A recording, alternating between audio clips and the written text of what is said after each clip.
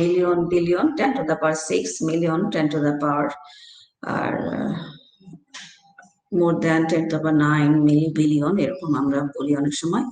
এখন আমরা একটু ইউনিটের মাধ্যমে এটা একটু চেক করি, মানে ইউনিটটা আমরা যখন চেক করি তখন আমরা বলি যে 1 মিলিগ্রাম একটা স্যাম্পল প্রেজেন্ট আছে 1 কেজির মধ্যে। আমি বলতেছি যে 1 মিলিগ্রাম ক্যালসিয়াম আছে 1 কেজি ক্যালসিয়ামের মধ্যে, ক্যালসিয়াম স্যাম্পলের ভিতরে, মানে ক্যালসিয়াম কার্বনের ধরো একটা স্যাম্পল আছে 1 কেজি, এখানে আমি 1 মিলিগ্রাম ক্যালসিয়াম আছে।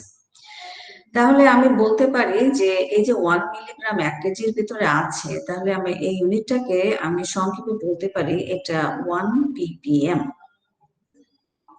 এটাকে আমরা বলছি ওয়েট বাই ওয়েট, মানে আমার স্যাম্পলটা, আমার যে যে মানে অ্যানালাইট, মানে আমি যাকে আইডেন্টিফাই করব সেটার আমি ওয়েট হিসাবে নিচ্ছি মিলিগ্রাম, আবার যে স্যাম্পলটার মধ্যে আছে সেটাও আমি ওয়েট হিসাবে কাউন্ট করছি।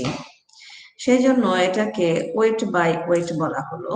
এখানে তোমার এখানে ওয়েটটা আমি ধরলাম যে আমার এখানে 1 মিলিগ্রাম আছে পার কেজিতে, তাহলে আমি এইটাকে বলতে পারি 1 ppm। আর আমি যদি এখানে 2 দেই, যে 2 মিলিগ্রাম আছে পার কেজিতে, তাহলে এটা 2 ppm। এখন এই মিলিগ্রামটাকে আমি আরো সিম্পলিফাই করতে পারি, মানে আরো লোয়ার কনসেন্ট্রেশন যেতে পারি। আমরা সবাই জানি, তোমরা হয়তো জানো যে কত milligram equal two 1 microgram.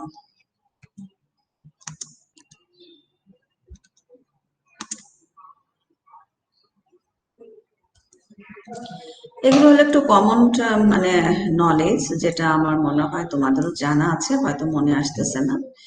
1 milligram, আমি যদি 1 মিলিগ্রামকে 1 মিলিগ্রাম ইকুয়াল টু 1000 মাইক্রোগ্রাম। আর তারপরে আবার যদি আমি লিখি এখানে যে 1 কেজি ইকুয়াল টু কত গ্রাম, এটা তো জানো নাকি?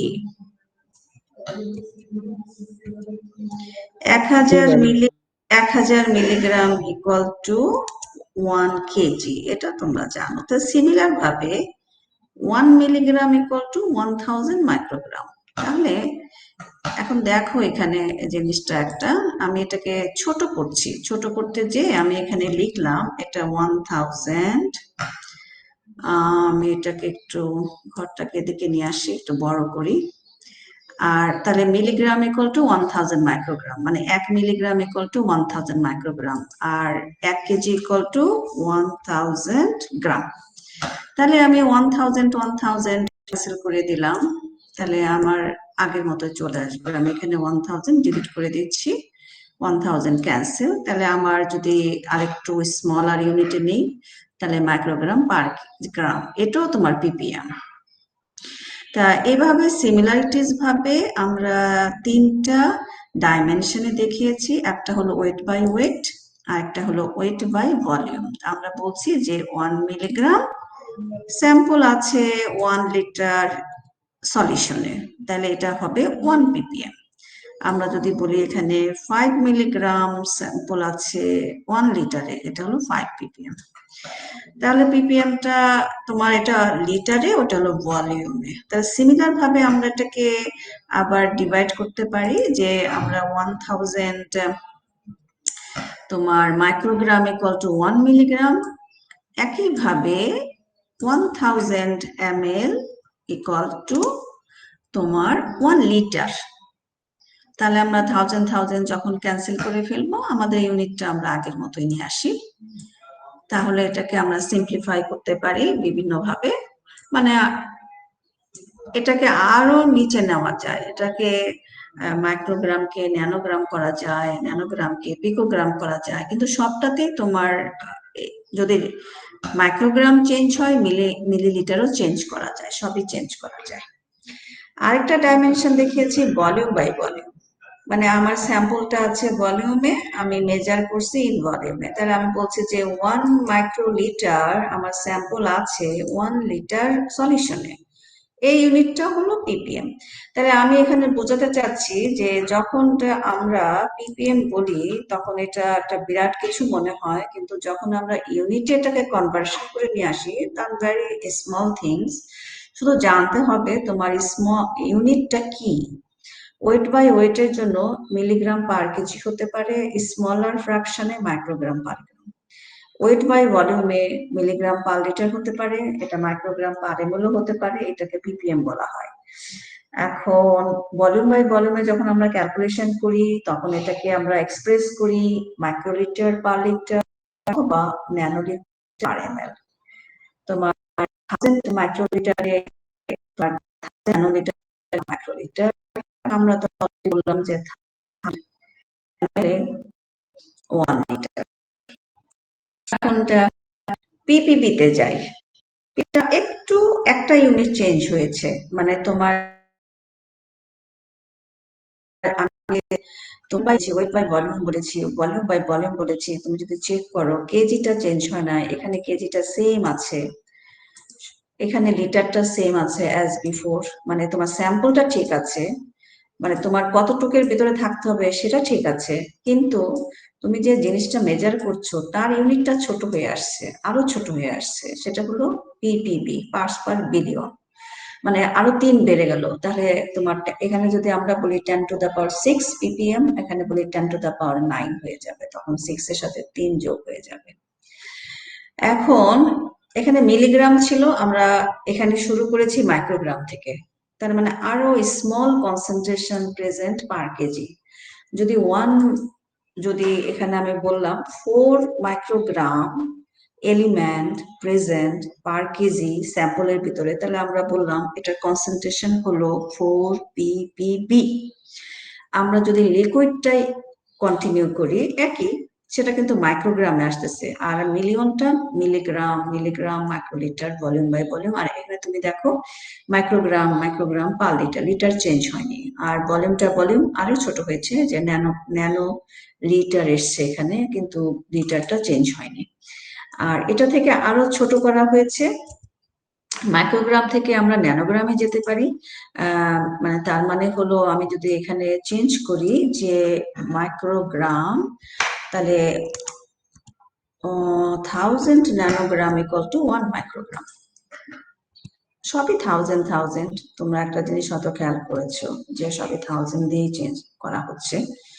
এখানে আমরা দেখছি যে 1000 ন্যানোগ্রাম ইকুয়াল টু 1 মাইক্রোগ্রাম। তাহলে এখানে আমার যে মাইক্রোগ্রামটা আছে এটাকে আমি কনভার্ট করলাম ন্যানোগ্রামে, 1000, এই কেজিটাকে গ্রামে, 1000 গ্রাম, 1000 যেহেতু ক্যান্সেল হয়ে যায়, শুধু ইউনিটটা লিখেছি এখানে।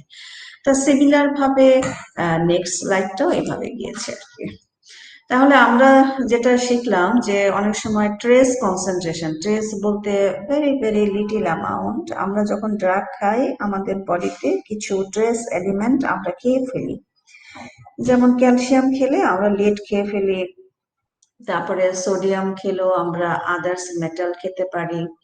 মানে আমরা এখানে ট্রেসটা এই মেটাল গুলোকে বলবো যেগুলো আমাদের বডিতে দরকার নেই, হার্মফুল হিসাবে কাজ করে, যেমন আর্সেনিক। আমরা ওয়াটার খাচ্ছি, তখন কোশ্চেন আসবে আমরা কি কোনো ট্রেস লেভেল আর্সেনিক আমাদের বডিতে এন্টার করছে যে ওয়াটারটা আমরা খাচ্ছি, যেতে পারে।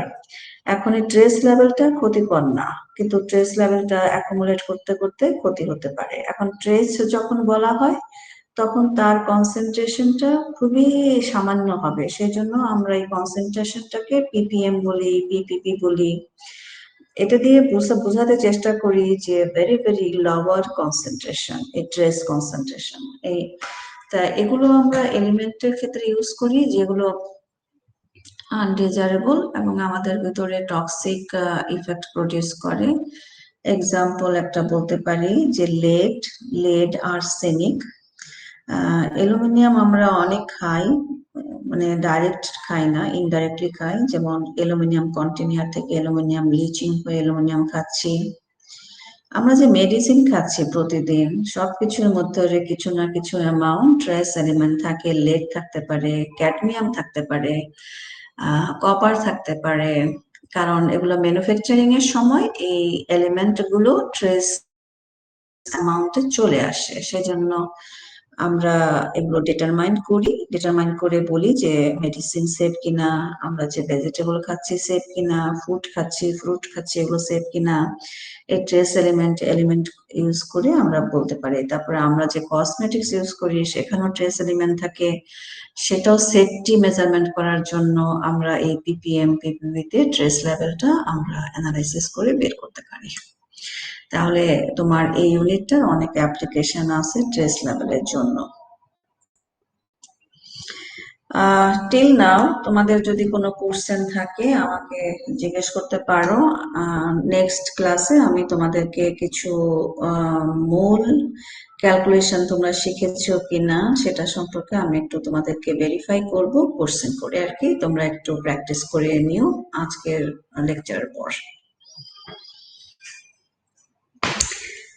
এখন যদি তোমাদের কোশ্চেন না থাকে আমি নেক্সট টপিকসটা একটু অ্যাডভান্স হতে চাই, সেটা হলো এখানে যেটা একটু related information that are required actually for your knowledge and understanding for your আমি বলবো যে ড্রাগ সম্পর্কে যদি তোমাদের কিছু জানার দরকার থাকে এই জিনিসগুলো তোমাদের জানতে হবে আর কি। তোমরা যখন মেডিসিন সম্পর্কে যদি তোমাদের নলেজ গেইন করতে চাও তোমাদের কেমিস্ট্রি সম্পর্কে কিছু নলেজ থাকতে হবে। তা আমি এখানে যে ফার্স্ট যে টপিকসটা আলাপ করব সেটা হলো কেমিক্যাল ইকুইলিব্রিয়াম।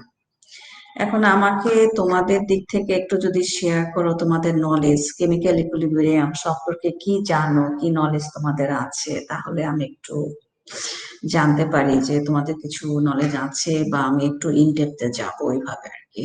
তোমরা কি আমার সাথে শেয়ার করতে পারো যে তোমাদের কেমিক্যাল ইকুইলিব্রিয়ামটা বলতে কি বুঝো তোমরা?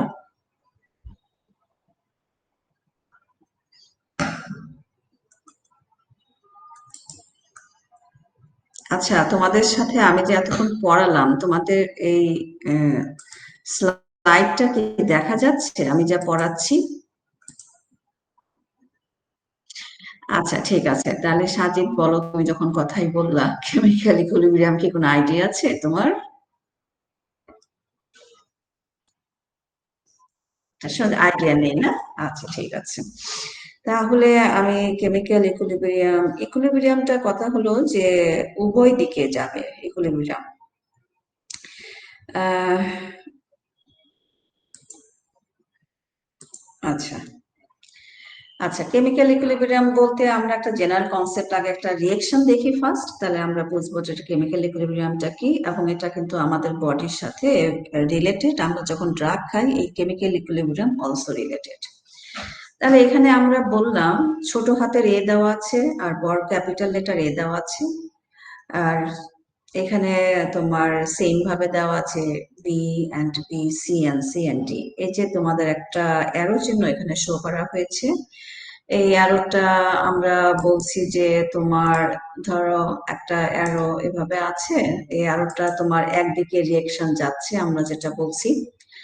এখন এই রিয়েকশনটা যদি অন্যদিকে নিই আমরা, রিয়েকশনটা এদিকেও হতে পারে, এই রিয়েকশনটা এইদিকে হতে পারে, তাহলে এইটা উভয় দিকে রিয়েকশন হচ্ছে। আমরা যেটা দেখছি যে আমরা দুটো রিয়েকশন দেখেছি, একটা ডান দিকে যাচ্ছে একটা বাঁ দিকে আসতেছে। এই এই যে সিম্বল আমরা এখানে দিলাম, এটা আমি এখানে এই সিম্বলটা দিয়ে বলেছি যে রিয়েকশনটা দুই দিকে যাচ্ছে আর কি। তো এটাকে আমরা রিভার্স বলি, এটা ফরওয়ার্ড সামনের দিকে যাচ্ছে আর মানে ব্যাকের দিকে চলে আসতেছে, এটা আমরা রিভার্স বলি, তার মানে উভয় দিকে যাচ্ছে। তাহলে এখানে আমি একটা রিয়েকশন দেখেছি, এটা কি, এটাকে আমি মোল বলছি, আর বিটাকে এই বড় হাতের ক্যাপিটালটাকে আমি বলছি যে এটা একটা সাবস্টেন্স, একটা এলিমেন্ট। ধরো আমি বলতে চাচ্ছি যে A mole of A, B mole of B react each other, তাহলে এটা হলো রিয়েক্ট্যান্ট। রিয়েক্ট্যান্ট মানে যাদের মধ্যে রিয়েকশনটা হচ্ছে, হওয়ার পরে তারা একটা প্রোডাক্ট দিল, দুটো প্রোডাক্ট দিল, সেটা হলো কত মোল প্রোডাক্ট দিল, একটা ধরলাম C mole of C product plus D mole of D product. তাহলে আমি লেফট সাইড বললাম রিয়েক্ট্যান্ট আর রাইট সাইডটা বললাম প্রোডাক্ট। তাহলে এর সাথে বি এর রিয়েকশন হয়ে সি এন্ড ডি একটা কম্পাউন্ড তৈরি করলো এবং রিয়েকশনটা রিভার্সিবল দেখা যাচ্ছে, মানে two way, not one way. যদি একটা থাকে, এখানে যদি আমি একটা থাকে তাহলে আমি বলবো যে রিয়েকশনটা শুধু একদিকে, আর যদি দুই দিকে থাকে তার মানে রিয়েকশনটা দুই দিকে হচ্ছে, ডান দিকে যেতে পারে বা দিকে যেতে পারে, এটা ডিপেন্ড করবে কন্ডিশনের উপরে। তাহলে প্রথম যেটা আমরা দেখব, যদি এ বি আর মানে আমরা রিয়েকশনটা কনসিডার করি brought together, initial reduction in the concentration in B. আমরা বলছি যে এ অ্যান্ড বি এর ভিতরে একটা রিয়েকশন হয়ে গেছে, তাহলে প্রথমে কি হবে? রিয়েকশন হলে প্রোডাক্ট হবে সি এন্ড ডি, তাহলে প্রথমে হবে কি এ আর বিটা কমে যাবে, সি এন্ড ডিটা বাড়বে। Both C and D will increase in concentration, কারণ রিয়েকশন হয়ে প্রোডাক্ট হচ্ছে, তখন এখানে থেকে তো কমে যাবে, লেফট সাইড থেকে কমে যাবে, রাইট সাইড থেকে বেড়ে যাবে। এরকম করতে করতে একটা ইকুইলিব্রিয়াম হবে। ইকুইলিব্রিয়ামটা মানে তখন আর রিয়েকশনটা প্রসিড হবে না। We reach a point where the concentration no longer changes.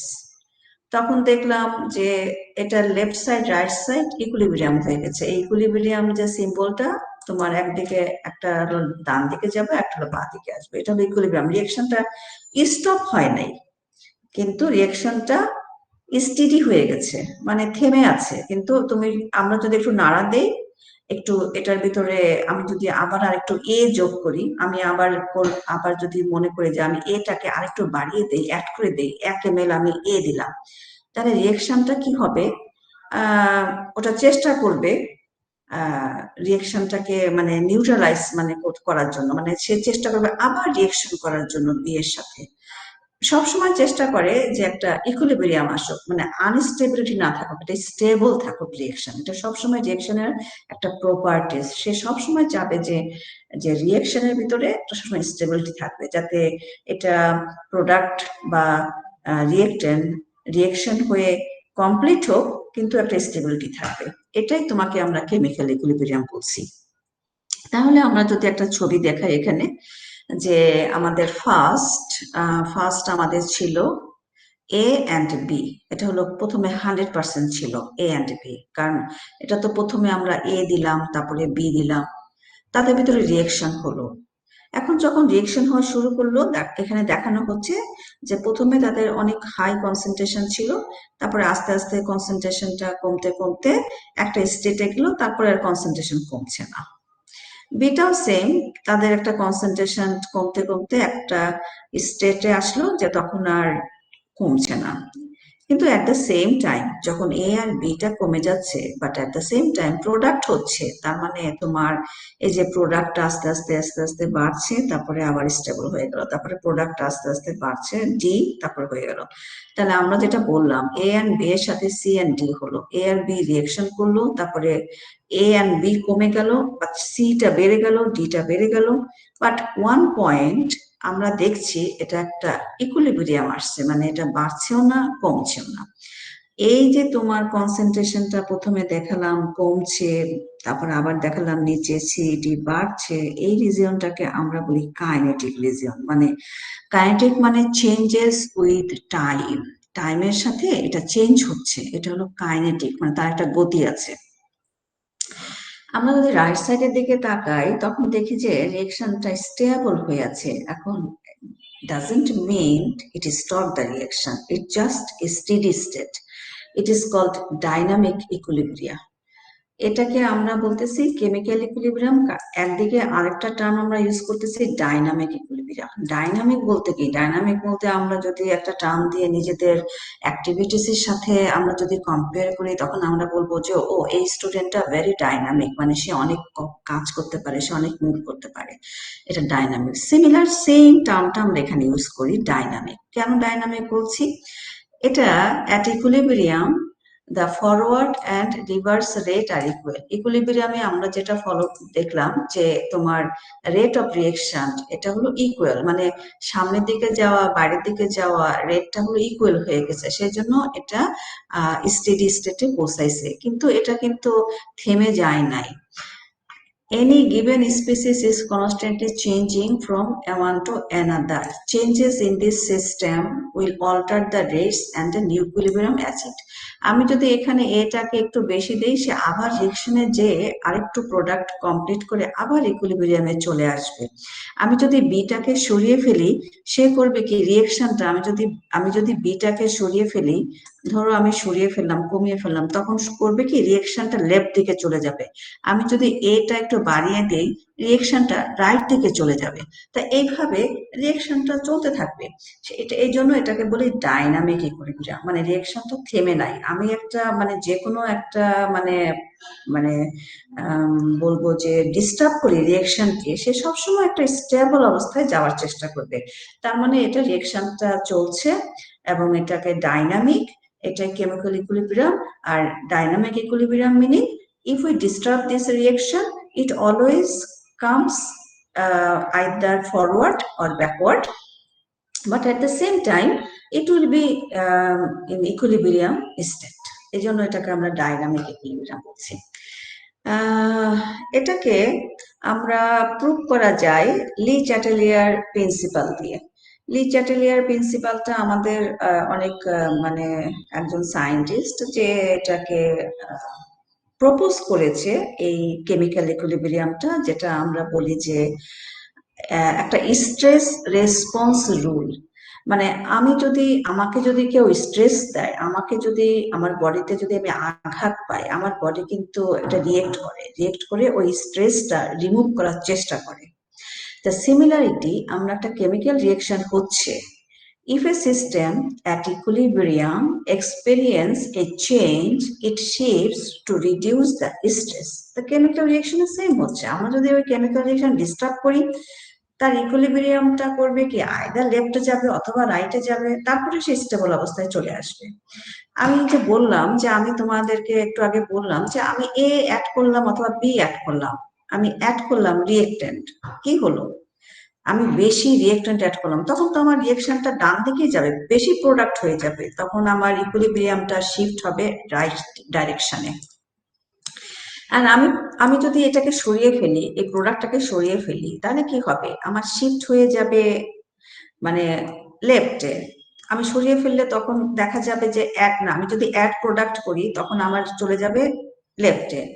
আর আমি যদি রিমুভ করি, যে কোনো প্রোডাক্টটাকে রিমুভ করে ফেলি, তখন আমার চলে যাবে রাইটে। তার মানে আমি যদি ডিস্টার্ব করি এই রিয়েকশনটাকে, আইদার অ্যাড করতেছি রিমুভ করতেছি, সে সবসময় চাবে যে তাদের ভিতরে একটা রিয়েকশন হয়ে থাকবে। এটাই হলো মানে একটা properties of A reaction. Even একটা গ্যাসের জন্য একটা প্রেসার দিলে তখন shifts towards the fewer mole of gas, মানে এটা রিয়েকশনটা যাবে যেখানে অনেকটা গ্যাস প্রডিউস হবে।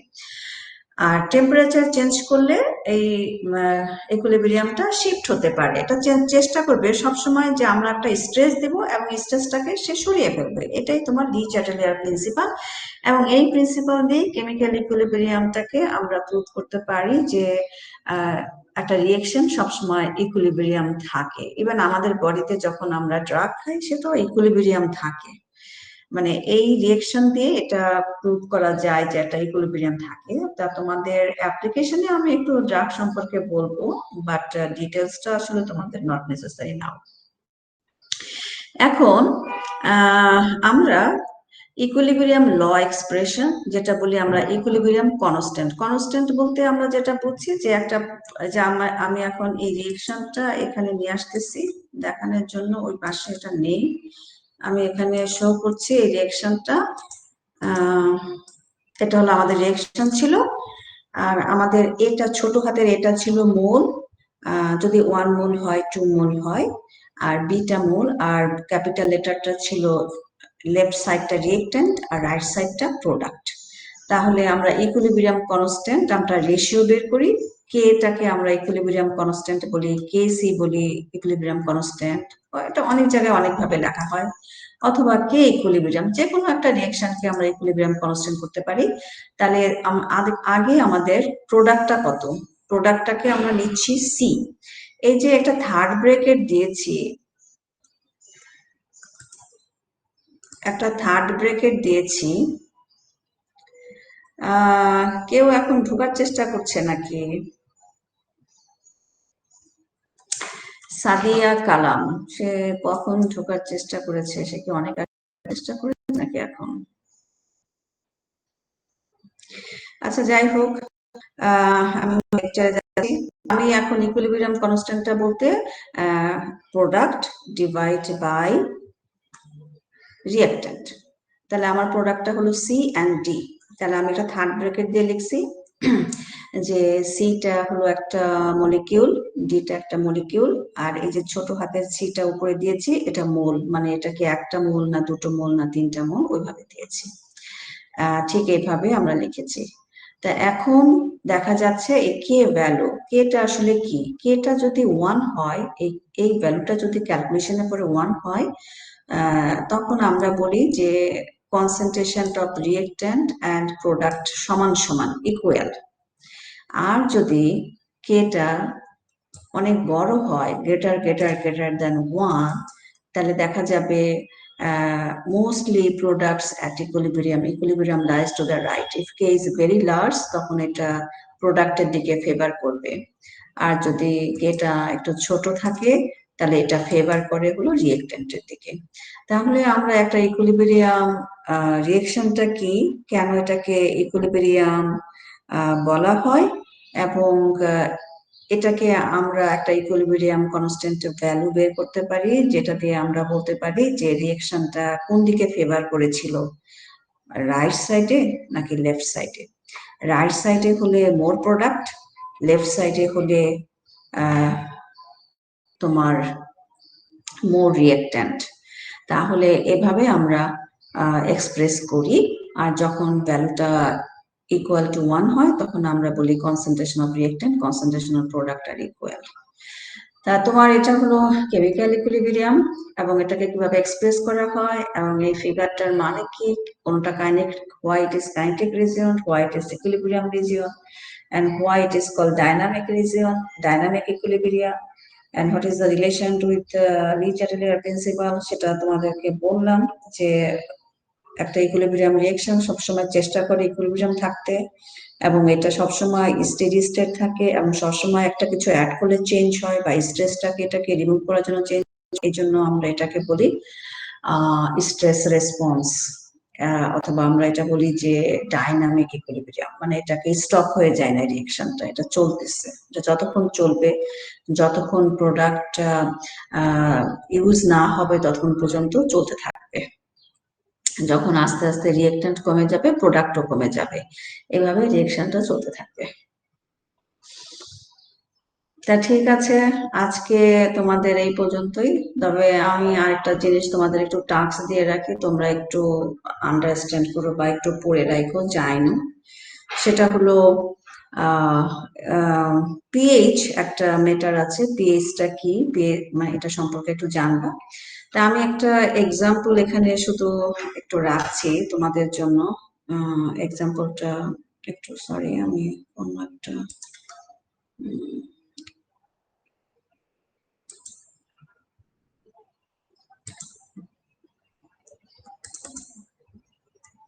একটু জাস্ট 1 মিনিট মনে।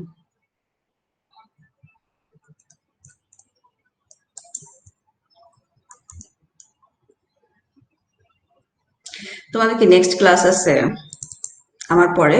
Next no ma'am. নেই না? তাহলে আমি একটুখানি এই স্লাইডটা একটু ক্লিয়ার করে দিই, দাঁড়াও আমি আরেকটা স্লাইড ওপেন করার চেষ্টা করছি, ঠিক এটা না।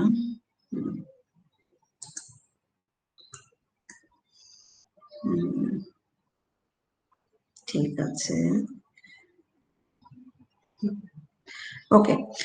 আমি যেটা বলতে চাচ্ছিলাম যে আমাদের কেমিক্যাল ইকুইলিব্রিয়াম একটা দুটো এক্সাম্পল দিচ্ছি, যেটা আমাদের বডি, বায়োলজি বা মেডিসিনের সাথে রিলেটেড।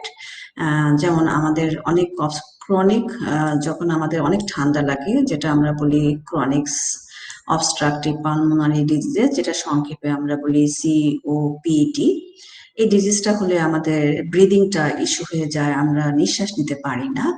তা এটা কিভাবে হয় এটা একটু চেক করি, যে তখন আমাদের যে বডির যে বাফারিং সিস্টেম, যে পিএইচ সিস্টেম, এটা এক্সচেঞ্জ হয়ে যায়, তখন আমাদের কার্বন ডাইঅক্সাইডটা আমাদের লাংসে বেড়ে যায়, এটা হাইপোভেন্টিলেশন বলে। তখন আমাদের এই রিয়েকশনটা আমরা যখন দেখলাম carbon dioxide water, carbonic acid, এবং কার্বনিক অ্যাসিড ভেঙে হাইড্রোজেন অ্যান্ড বাইকার্বনেট হচ্ছে, তখন যখন এটা কার্বন ডাইঅক্সাইড বিল্ড আপ হয়ে যায়, তখন এই যে এক্সট্রা কার্বন ডাইঅক্সাইড যখন আমাদের পুশ করে, তখন ইকুইলিব্রিয়ামটা রাইটের দিকে চলে যায়। এই যে রাইটের দিকে চলে গেল, তখন রাইটের দিকে চলে গেলে আমরা কি দেখতে পাচ্ছি, এখানে অনেকগুলো হাইড্রোজেন আয়ন প্রডিউস হচ্ছে, তার মানে অ্যাসিড প্রডিউস হচ্ছে।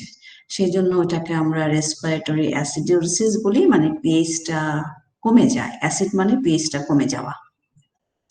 তখন আমাদের ভেন্টিলেশন দরকার হয়, আমাদের অক্সিজেন দরকার হয়। এটাকে আমরা যদি শিফট করার জন্য আমরা যদি এয়ার বা ভেন্টিলেশন দিয়ে থাকি, তখন এই কার্বন ডাইঅক্সাইড রিয়েকশনটা তখন রিভার্সে যাবে, তখন স্টেবল হবে।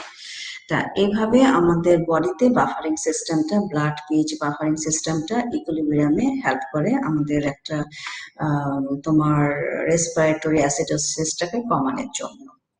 আরেকটা আমি এক্সাম্পল দিব মেডিসিন সম্পর্কে, এটা বলছি লোকাল অ্যানেস্থেটিক্স। আমি ওই নেক্সট স্লাইডে যাই, এখানে আমি একটু ডিটেলস করে দিয়েছি। একটা লোকাল অ্যানেস্থেটিক্স, এটা আমি এই যে এখানে বিএইচ, এটা তো স্ট্রাকচার দেইনি, আমি এটাকে সংক্ষেপে লিখেছি। বিটা হলো বেস, আর এইচটা হলো ক্যাটায়ন, মানে সল্ট। আমি বললাম এই কম্পাউন্ড একটা সল্ট ফর্মে আছে। ধরো যদি বলি ক্লোরাইড সল্ট বা অন্য সল্ট হিসাবে আছে, অ্যামোনিয়া সল্ট হিসাবে আছে। এখন ধরো এটা আয়নিক কম্পাউন্ড আছে, এটা ইকুইলিব্রিয়ামে সেপারেট হলে, আয়নটা সেপারেট হলো, বেসটা সেপারেট হলো। আমাদের বডির যে নর্মাল টিস্যু আছে বা ব্লাড আছে, সেটার পিএইচ হলো 7.4। আর যখন ইনফ্লামেশন হয় তখন পিএইচটা কমে যায় 6.9। তখন দেখতে পাচ্ছ এটা হলো অ্যাসিডিক পিএইচ আর এটা হলো বেসিক পিএইচ। এই ড্রাগটা যখন লোকাল অ্যানেস্থেটিক আমাদেরকে ইনজেক্ট করা হয়, তখন নর্মাল টিস্যুতে এটা 24% আনআয়োনাইজড হবে। এটা দেখো বিটা হলো আনআয়োনাইজড আর এটা হলো আয়োনাইজড, বিএইচ প্লাসটা। তাহলে রিয়েকশনটা তোমার ডান দিকে যাচ্ছে, বিটা প্রডিউস হচ্ছে বেশি, 24% আনআয়োনাইজড। আর যখন পেজটা কমে যাচ্ছে, অ্যাসিডিক হচ্ছে, তখন দেখো দেখো আনআয়োনাইজেশনটা কমে গেছে, তাহলে রিয়েকশনটা চলে যাচ্ছে লেফট সাইডে। প্রথমে যদি পিএইচ 7.4 থাকে, ইকুইলিব্রিয়ামটা শিফট হচ্ছে রাইট সাইডে, আর যখন পিএইচটা 6.9 থাকে, ইকুইলিব্রিয়ামটা শিফট হচ্ছে লেফট সাইডে। তাহলে কি হলো, লেফট সাইডে হলে বেশি আয়োনাইজড হয়ে গেল, আর রাইট সাইডে হলে বেশি নন আয়োনাইজড হলো। আমাদের দরকার হলো আনআয়োনাইজড বা নন আয়োনাইজড, আয়ন থাকবে না, কারণ এই আয়ন না থাকলে আমাদের এই ড্রাগটা আমাদের সেলের মধ্যে দিয়ে প্রবেশ করতে পারে, পেনিট্রেট করতে পারে। কারণ আমরা জানি যে আমাদের মেমব্রেন গুলো লিপিড সলিবল থাকে, সেই জন্য বেসটা হলো লিপিড সলিবল থাকে, আয়নিক কম্পাউন্ড গুলো বেশি লিপিড সলিবল থাকে না। তাই সেই জন্য ড্রাগটা সহজে এন্টার করতে পারে, আমরা গুড অ্যানেস্থেসিয়া পাবো, মানে আমরা একটা ভালো অ্যানেস্থেটিক ইফেক্ট পাবো। আর যখন আমাদের পিএইচটা ইনফ্লামেশন থাকে, তখন 9% যাবে, তখন লিটিল ড্রাগ হবে, তখন পোর অ্যানেস্থেসিয়া হবে। আচ্ছা, এই সিনারিওতে তোমাদের কাছে আমি জানতে চাচ্ছি, আমরা কিভাবে, ইনফ্লামেশন অলরেডি হয়েছে, আমরা এই লাইডোকেইন একটা লোকাল অ্যানেস্থেটিক আমরা ইনজেক্ট করতে চাচ্ছি। এখন যেহেতু আমাদের আনআয়োনাইজড পার্টসটা বেশি হয়ে যাচ্ছে, এই প্রবলেমটা কিভাবে সলভ করতে পারি? তোমরা কি আমাকে কোনো অ্যাডভাইস করতে পারো কিনা? ম্যাম প্রবলেমটা বুঝলাম না, সরি। প্রবলেমটা হলো যে আমি একটা ড্রাগ নিলাম লোকাল অ্যানেস্থেটিক, কিন্তু এটা ইনফ্লামেশন হয়েছে। ইনফ্লামেশনে দেখা গেছে আমার ড্রাগটা 9% আনআয়োনাইজড, মানে আনআয়োনাইজড বলতে বিটা 9% হয়েছে মাত্র, ঠিক আছে? আমার দরকার হবে 9, এই যে বিটা দরকার হবে, কিন্তু আমার হয়েছে মাত্র 9%, কিন্তু আমার দরকার হলো ধরো 20%। তখন আমি কিভাবে এই প্রবলেমটা সলভ করতে পারি?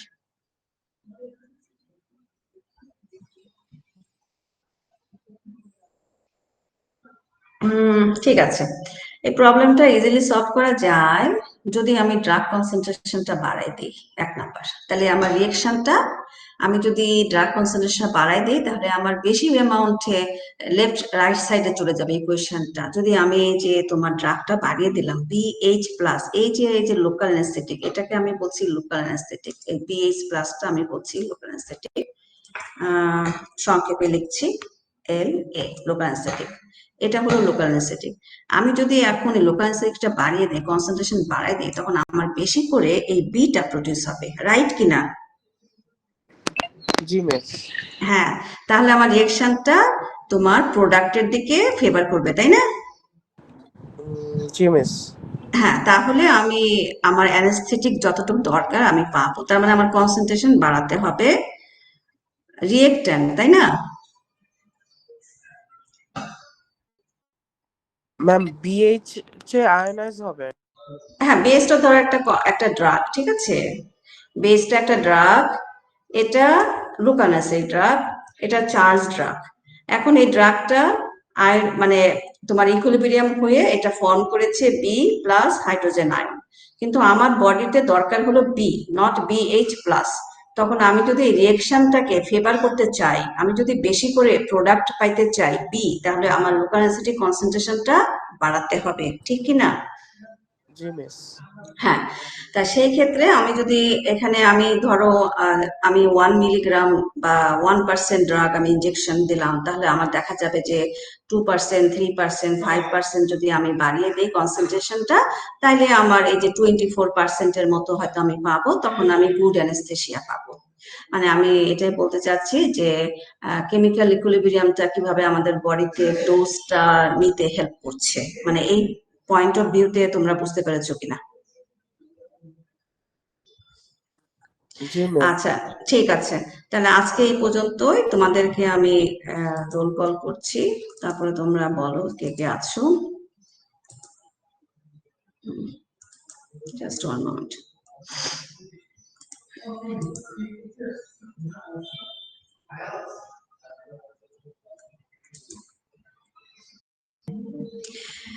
মাহাদি Hasan, Yes, miss. Shah, Oimi, Hussain Mahmud, S M Sajid, Sadia Begum, Present miss. Ayesha Khanam, জি miss. Ashraful Alam, Mushfiq Alam, present ma'am. Ah, Sakina Sakina Akhtar, Sakina Akhtar, Mohammad Tarequzzaman, Nurjahan Muna, Shamil Reza, Yes, ma'am. Rubaiya Akter, Arunima Ahmed, Present, ma'am. দেন ফারিয়া জান্নাত,